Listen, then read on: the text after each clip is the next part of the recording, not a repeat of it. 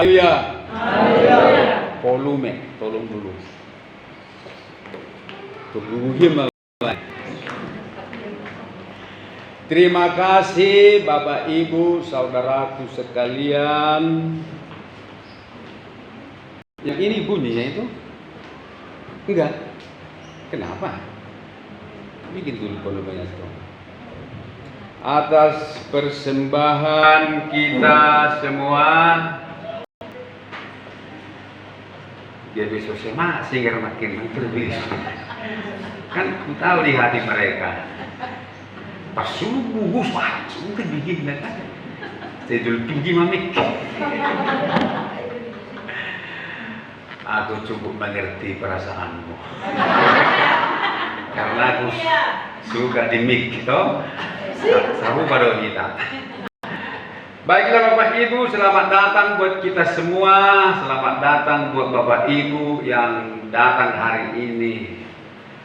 Semua tanpa terkecuali. Mari kita dengarkan firman Tuhan. Kita dengarkan Matius pasal 3 ayat 1 sampai dengan 7. Matius 3 ayat 1 sampai 7. Kita bergantian ya, saya terlebih dahulu. Pada waktu itu tampillah Yohanes Pembaptis di padang gurun Yudea dan memberitakan,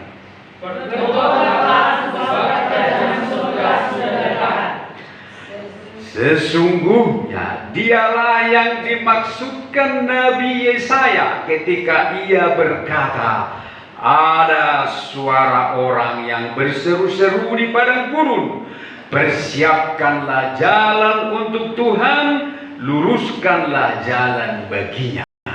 Yohanes memakai jubah berunta dan terikat pinggang kulit, dan tangannya belalang berwarna unta. Maka datanglah kepadanya penduduk dari Yerusalem, dari seluruh Yudea, dan dari seluruh daerah sekitar Yordan. Lalu sambil mengaku dosanya, mereka dibaptis oleh Yohanes di sungai Yordan. Sama-sama kita. Tetapi waktu ia melihat banyak orang Farisi dan orang Saduki datang untuk dibaptis, berkatalah ia kepada mereka, hai kamu keturunan ular Yehuda, siapakah yang mengatakan kepada kamu bahwa kamu dapat melarikan diri dari murka yang akan datang? Amin. Amin. Amin. Semua kita pernah dengar dengan nama Yohanes Pembaptis. Memang unik saudara kita ini. Unik di mana dia itu orang yang dipersiapkan Allah untuk merintis jalan bagi Yesus. Dialah yang dipersiapkan oleh Allah. Dan dia sendiri ada hubungan keluarga dengan Yesus, di mana ibunya dengan ibu Yesus kakak beradik. Nama ibunya adalah Elisabeth, nama ibu Yesus Maria. Ketika Maria mulai mengandung Yesus, Elisabeth sudah terlebih dahulu mengandung, dan sudah 6 bulan dia mengandung Yohanes Pembaptis. Barulah Yesus mulai ada di rahim Maria. Jadi mereka selisih 6 bulan.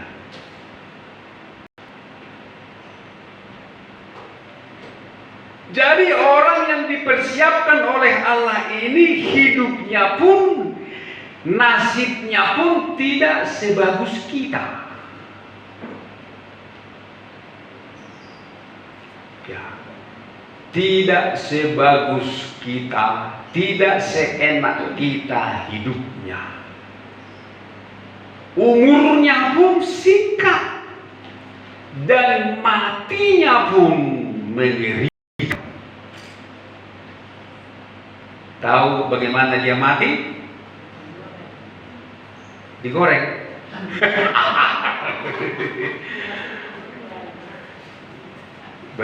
baru goreng ikan ibu ini tadi kayaknya.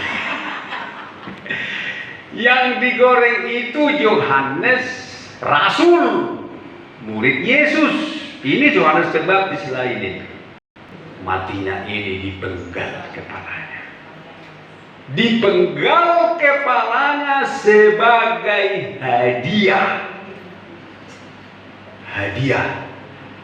Hadiah ulang tahun Herodes. Jadi di Alkitab hanya 2 yang dicatat orang ulang tahun, tapi dua-duanya membawa maut. Isema ulang tahun di semua surah Bibel. Ada Herodes. Kedua siapa? Mulai kotamu 100.000. 1 atau 2. Pas. Firaun. Raja Firaun yang mimpinya ditafsir oleh Yusuf, itulah.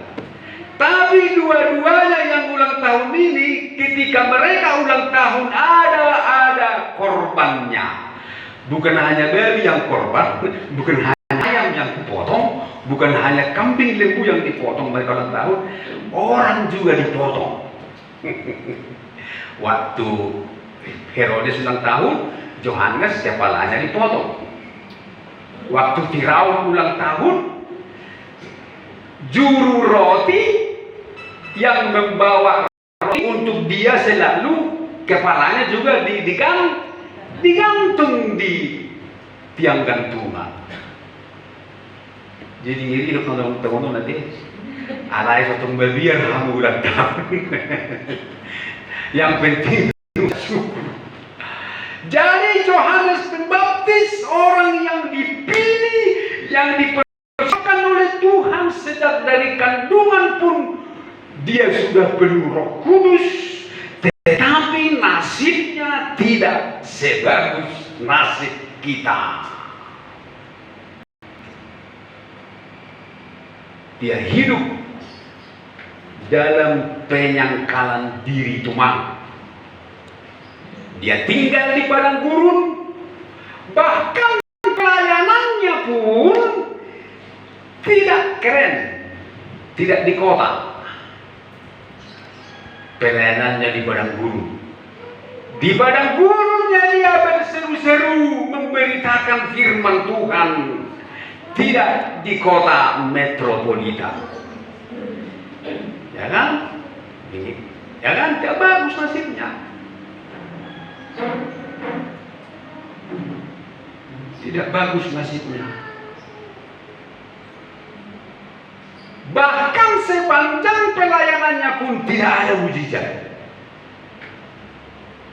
Tak ada mujizat dibuatnya satu pun.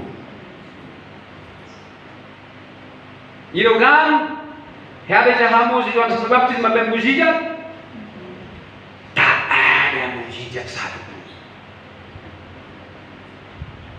Bahkan ketika dia pun di penjara, dia tidak bisa melepaskan diri. Bahkan imannya gugur ketika di penjara. Dia di penjara karena dia menegur Raja Herodes.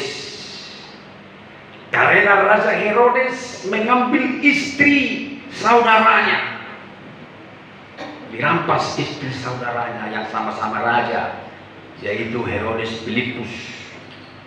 Maka dia tegur Herodes. Herodes tidak terima dia ditegur.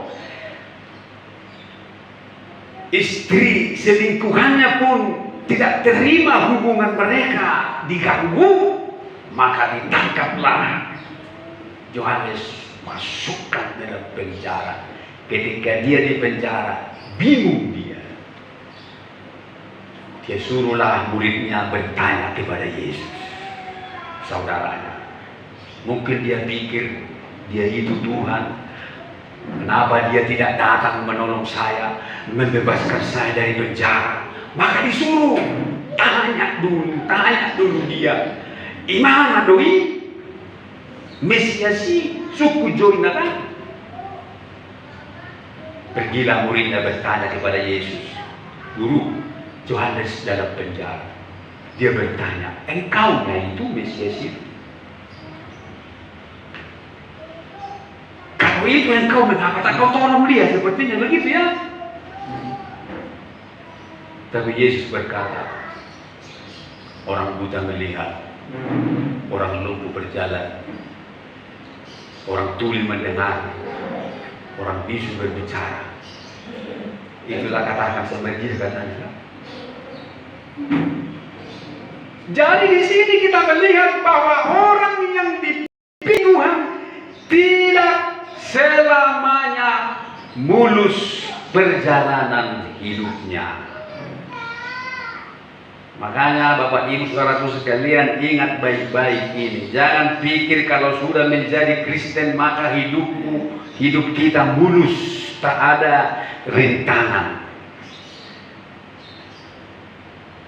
Siapa kita, siapa saya, siapa saudara? Yohanes Pembaptis saja yang sudah dipersiapkan ketika dia belum ada, malaikat sudah datang berbicara kepada bapaknya. Anak ajaib ini anak ajaib karena mamanya mandul. Terkenal mandul mamanya. Tetapi justru orang-orang yang lemah begini yang mau dipakai oleh Tuhan untuk mengatakan kemuliaannya, maka lahirlah Yohanes Pembaptis, si anak ajaib ini yang dibangga-banggakan oleh bapaknya ketika dia lahir. What happened? Please tell me that, yeah. Soundman, please periksa. Jadi ketika dia lahir dibangga-banggakan. Tetapi lihatlah akhir hidupnya menyedihkan. Bahkan ketika itulah hari itulah Herodes ulang tahun. Lalu istrinya yang diambil dari saudaranya itu punya anak perempuan yang cantik, menari buat bapak tirinya. Ketika Herodes melihat anak tirinya menari begitu indah, hatinya terhibur, ditambah dengan anggur yang membuat dia mabuk. Bertanya dia sama anak gadis, "Oh anak tiriku, tarianmu sangat memukau hatiku. Apa permintaanmu? Akan kuberikan setengah pun kerajaan ini kau minta. Aku berikan anakku," katanya. Si anak gadis pun bijak. Dia bertanya sama mamanya, "Ma, papi tanya aku bebas minta apa? Karena dia tidak senangkan dengan tarianku." Maka mamanya pun dendam kepada Yohanes Pembaptis. Tidak bisa dia melupakan teguran firman yang disampaikan oleh Yohanes. Maka dia katakan, minta kepala Yohanes Pembaptis di atas sebuah talang. Nah itu Ketika Herodes mendengar permintaan itu berat, sebenarnya dia suka dengan khotbah-khotbah Yohanes Pembaptis. Dia segan sebenarnya kepada Yohanes Pembaptis. Dia tahu bahwa dia itu utusan Allah, tapi karena janjinya, akhirnya diambil juga kepala Yohanes Pembaptis. Begitulah matinya dia. Tak ada pertolongan, padahal juru selamat ada di dalam keluarganya. Dia merintis jalan bagi juru selamat. Keluarganya pun juru selamat.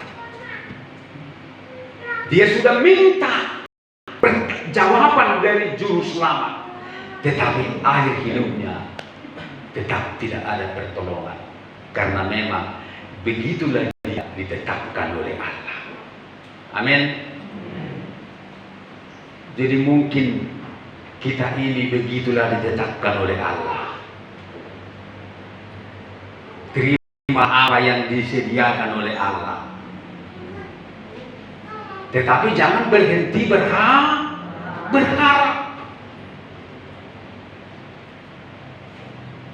Apa yang diberikan oleh Allah itulah yang terbaik. Walaupun kadang kita protes seperti Yohanes Pembaptis, tanya dulu dia, kok gak ada pertolongan, kok gak pernah aku dibesuk oleh juru selamat itu. Tapi Yesus tidak datang,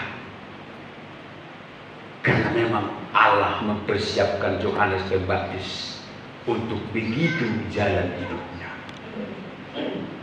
Tetapi walaupun begitu, dialah orang yang paling besar di antara semua yang pernah lahir dari seorang perempuan.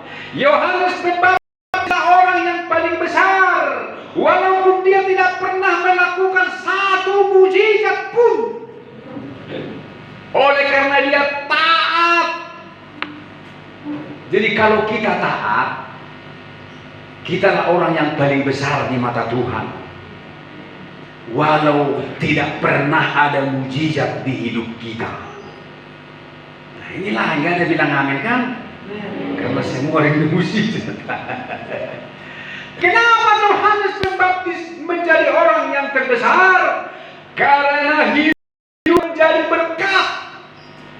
Walaupun dia tidak pernah mengadakan banyak mujizat secara jasmani, mujizat jasmani tidak dia berbuat, tetapi dia telah melakukan mujizat terbesar, yaitu orang berdoa, bertobat. Itulah mujizat terbesar. Karena sejak munculnya Yohanes Pembaptis di bumi ini, semenjak dia mau berbicara, memberitakan Injil atau firman, kerajaan Allah diserbu oleh manusia, untuk dikuasai oleh manusia. Itu hebatnya dia. Memang tidak ada mujizat di pelayanannya, tetapi pelayanannya membuat semua orang menyerbu kerajaan Allah. Tidak menyerbu mujizat, tidak menyerbu berkat, tidak menyerbu segala sesuatu yang wow dalam hidup ini, tetapi mereka menyerbu kerajaan Allah. Coba kita buka Matius pasal 11. Matius pasal 11. Di sini jelas dikatakan dalam ayat yang ke-12 atau mulai dari ayat 11. Aku berkata kepadamu, sesungguhnya di antara mereka yang dilahirkan tidak pernah tampil seorang yang lebih besar dari Yohanes Pembaptis, namun yang terkecil dalam kerajaan sorga lebih besar daripadanya. Sejak tampilnya Yohanes Pembaptis hingga sekarang, kerajaan sorga diserong dan orang yang menyerongnya mencoba menguasainya. Karena Yohanes Pembaptis, kerajaan Allah dikejar, disukai, dicari. Itulah yang paling dikehendaki oleh Tuhan.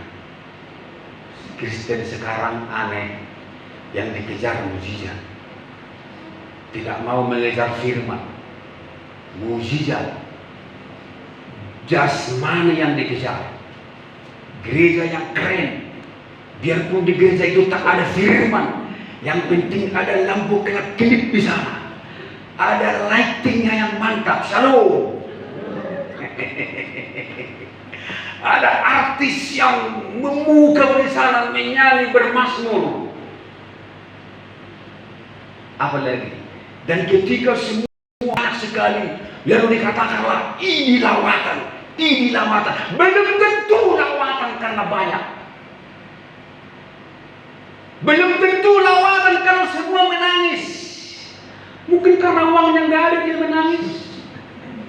Karena masalahnya besar dia menangis. Belum tentu itu lawatan. Tetapi lawatan yang sesungguhnya adalah pelayanan Yohanes Pembaptis, di mana kerajaan sorga direbut, diserbu, tidak mengejar mujizat atau apapun itu.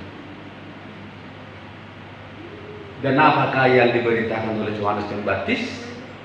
Dalam merintis jalan bagi Yesus, dia membaptis orang. Hanya untuk melahirkan baptisan, orang ini harus dipersiapkan Allah dengan sangat matang. Sangat matang Allah mempersiapkan Yohanes Pembaptis ini. Dipilihnya pula dari seorang perempuan yang mandul. Berarti Allah sangat bekerja keras untuk memunculkan Yohanes Pembaptis. Hanya untuk memunculkan sebuah doktrin yang namanya baptisan air. Jadi di sini artinya Bapak Ibu, baptisan air itu penting. Itu artinya. Kenapa sih kok ada orang yang dipersiapkan begitu, nasibnya pun gak jelas? Kok ada orang yang dibuat nasibnya gak jelas? Hanya untuk memunculkan sebuah doktrin yang namanya baptisan air. Karena apa? Karena baptisan air itu penting. Tidak remeh. Sampai korbannya Yohanes. Oleh karena itu kita hargai baptisan. Amin. Siapa mau dibaptis hari Minggu? Hari Minggu atau hari Kamis kita buat Pak? Hari Minggu atau hari Kamis? Yang ketujuh Kamis angkat tangan. Ibu Manurung, Guru Manurung bisa hari Kamis? Bisa. Fiona bisa hari Kamis? Gak bisa. Mana informasi yang jelas? Yang lain ada yang mau dibaptis? Bu. Oh, bu. Bu naga ya. Ada lagi yang mau dibaptis? Manja.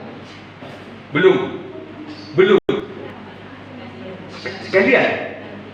Oh, sekalian. Iya. Bapak Ibu, anak-anak kita harus kita ingatkan untuk dibaptis. Mengapa? Musa mau dibunuh Tuhan karena dia lalai menyunat anaknya.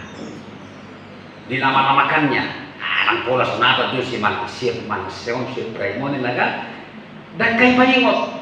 Ipasok gusto mo nagdag, kaya tergerak rohani si Musa na yung manyuna anak nai. Kikisikan sunat doon, arong berbeda dulu baptis. Ketika dia berlama-lama tidak menyuna anaknya, langsung Tuhan datang mau dibunuhnya si Musa. Untunglah Zipora istrinya bijak, dia mengerti. Mungkin dia udah cerita kan, Musa pernah cerita sama Zipora bahwa Israel itu harus disunat. Langsung diambil si Zipora, pisau dari batu, dibuka celana anaknya, langsung langsung nah gitu. Langsung Tuhan mundur, Tuhan pulang, Tuhan nggak jadi itu. Dipotong si Musa, kampretnya kan, lalu diletakkan di kaki di kaki si Musa kulitnya. Kita semua udah dewasa, kalian nggak usah lagi malu-malu ya.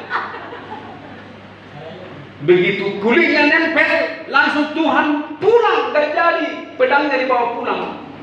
Itu artinya para orang tua jangan lalai mengajari anaknya untuk dibaptis. Amin. Ayo balik saja, baptis so. Adi kamu baptis. Neng mamuli kau baptis. Amin nak. Kok gading udah ya. Begitu. Jadi apa yang dikerjakan oleh Yohanes itu membaptis, memberikan pertobatan seperti yang kita baca tadi. Bertobatlah, sebab kerajaan Allah sudah dekat. Berilah dirimu diselamatkan dari angkatan yang jahat ini, kata Petrus dalam Kisah Para Rasul. Baptis. Jadi baptisan itu adalah pintu kita masuk ke dalam kerajaan sorga. Amin. Bertobat dan dibaptis dan bertobat sama saja. Mana duluan? Ada juga belum bertobat dibaptis supaya nanti bertobat setelah dibaptis. Ada dibaptis dulu baru bertobat. Ada yang bertobat dulu, sudah betul-betul dia bertobat, baru dibaptis. Waktu saya dulu dibaptis, saya dibaptis di Papua, Bapak Ibu. Umur sudah berapa itu ya? 19 kayaknya, bukan. Bukan, 23 lah itu, 23 ya. Waktu itu saya masih merokok, minum, karena saya 3 tahun di Jakarta. Selama di Jakarta ya itulah. Waktu di Jakarta anting saya banyak. Ini anting ini masih berlubang ini anting saya. Anting di sini, rambut pang ya toh, sini botak, di sini ada rantai. Namanya apa kan?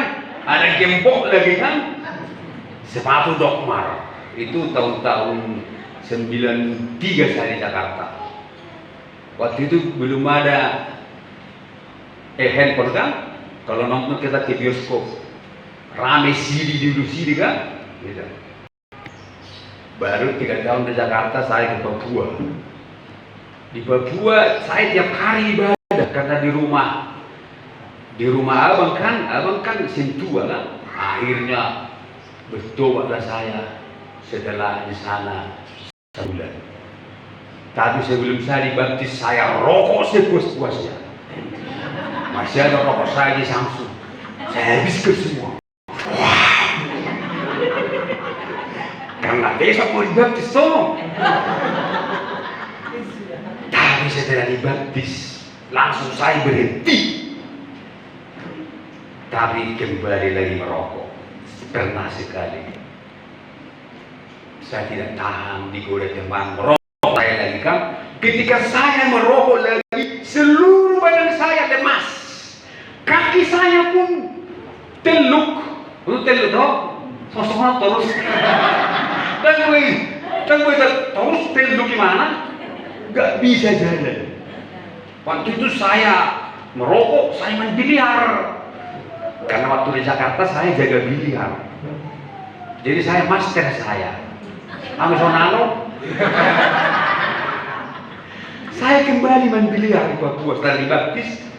Tapi waktu itu saya tidak bisa berjalan. Di biliar itu merangkaklah saya bertukar. Tolong kawan, dibawalah saya ke rumah. Di rumahlah saya minta ampun sama Tuhan. Mulai dari hari sampai sekarang rokok tidak pernah lagi. Ada yang mulai beli rokok beri martimus nih. Tiap pagi saya capek di situ nyapu tutup rokok. Baik kamu minum kopi dan pergi marisan bro.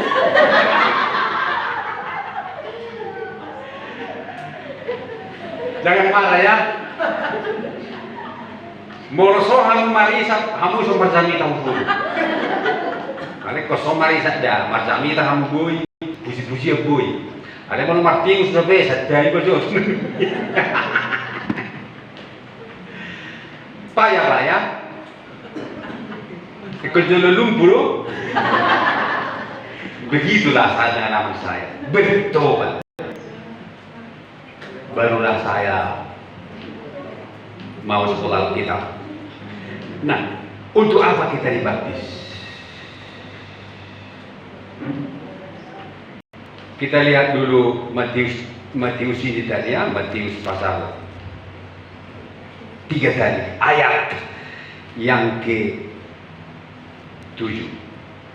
Tetapi waktu ia melihat banyak orang Farisi dan orang Saduki datang untuk dibaptis, berkatalah ia kepada mereka, "Hai kamu keturunan orang muda, siapakah yang mengatakan kepada kamu bahwa kamu dapat melarikan diri dari murka yang akan datang?" Jadi mereka akan datang mau dibaptis. "Oh, baptislah kami Pak, baptis." Langsung di Yohanes bilang, "Kau pikir kamu bisa lari dari murka Allah? Karena kalau dibaptis, selamat dia." Nah, supaya selamat, baptislah katanya kan. Ya, makanya Yohanes enggak mau membaptis mereka. Dan mau nasi Yohanes salah dua ayat kabar jahat. Jadi artinya baptisan itu menyelamatkan kalau kita melakukannya dan setelah melakukannya bertobat betul-betul. Ada yang mula-mula aku bodoh. Untuk jelasnya kita lihat dalam 1 Petrus 3 ayat 21. Nah, kita sedikit lagi Bapak Ibu ya. Ini jelasnya. 1 Petrus 3 ayat 21 begini. Juga kamu sekarang diselamatkan oleh kiasannya, yaitu baptisan.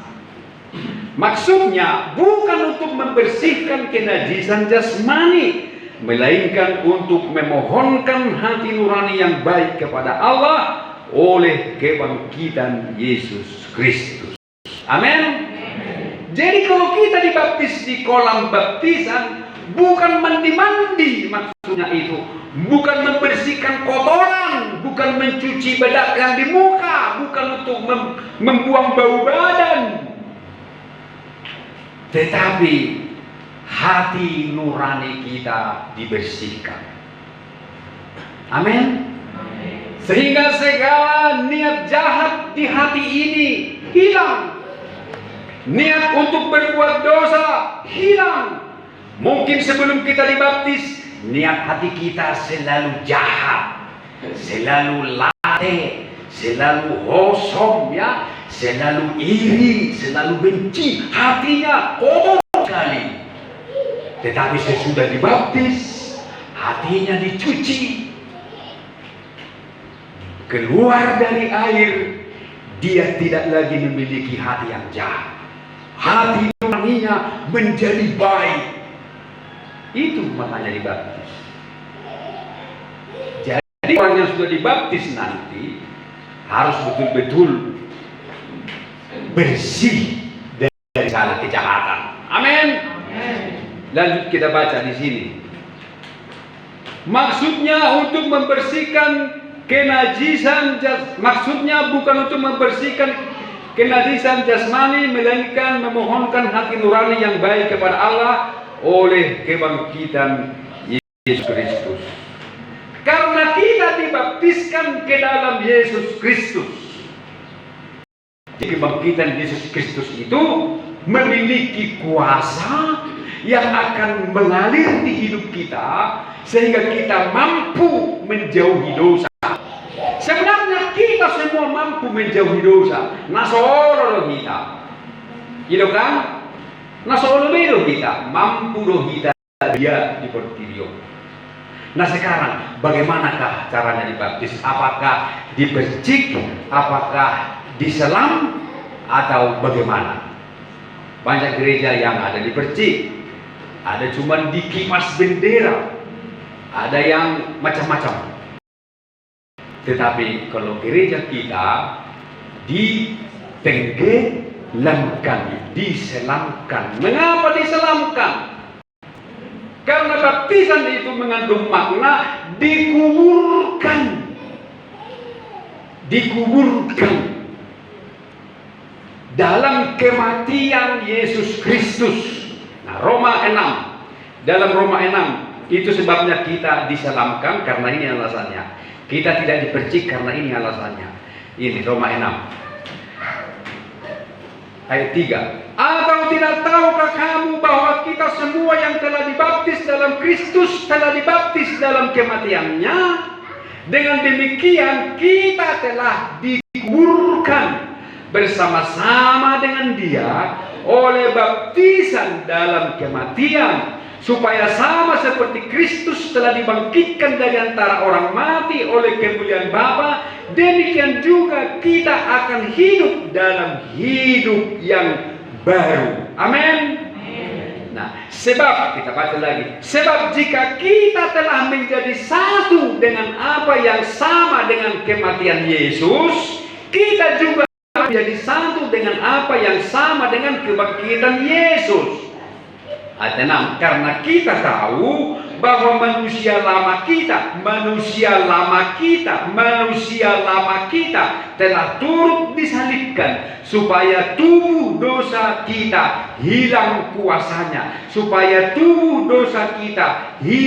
kuasanya, agar jangan kita menghambakan diri lagi kepada dosa. Ayat 7. Siapa yang telah mati, ia telah bebas dari dosa. Mulai karena mati dan gue berdosa.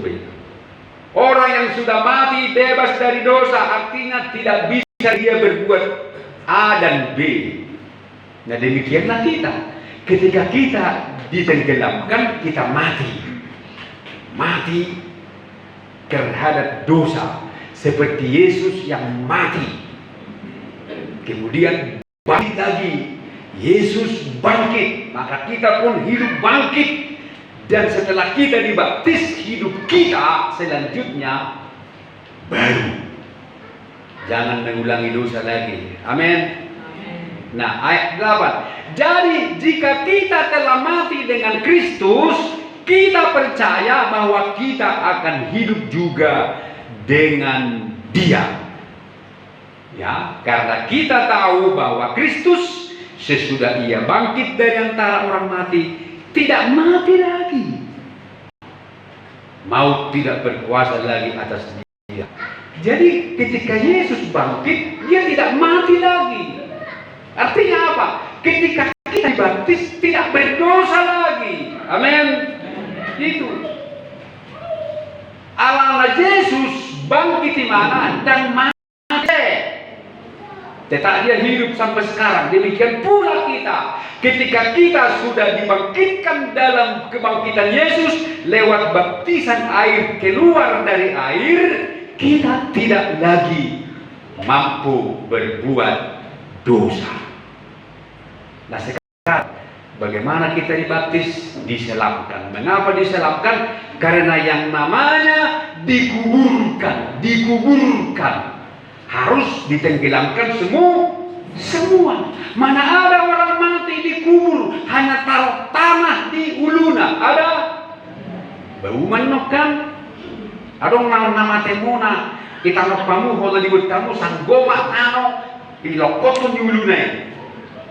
Makubur di warni? Tidak, bukan? Makanya kalau orang mati, yang benar-benar mati, harus dikuburkan, ditutup tanah. Demikian pula orang Kristen yang dibaptis, yang mati terhadap dosa, harus ditenggelamkan semua, ditutup air. Jangan muncul satu rambut, satu helai pun jangan muncul. Kalau masih muncul, ulang. Amin. Ucap na itu nang muncul at ikinapan. Mula sayuran anak berbeda mulut tuh. Harus ulang sampai lonok sudah bibir naik, jadi kirot dono jalan. Jadi itulah orang mati dikuburkan, tidak ditabur tanah di kepala. Itulah makanya kita membuat baptis selam. Kalau orang lain bikin percik, urusan mereka lah itu. Kita sesuai firman. Jom mainkan, mari mainkan. Lagu apa itu? Lagu kor kita itu apa? Bukan Rodo Tuhan. Tolong tanyakan juga. Rodo sambil kita belajar ya. Ini waktu kita manfaatkan semua waktu yang ada.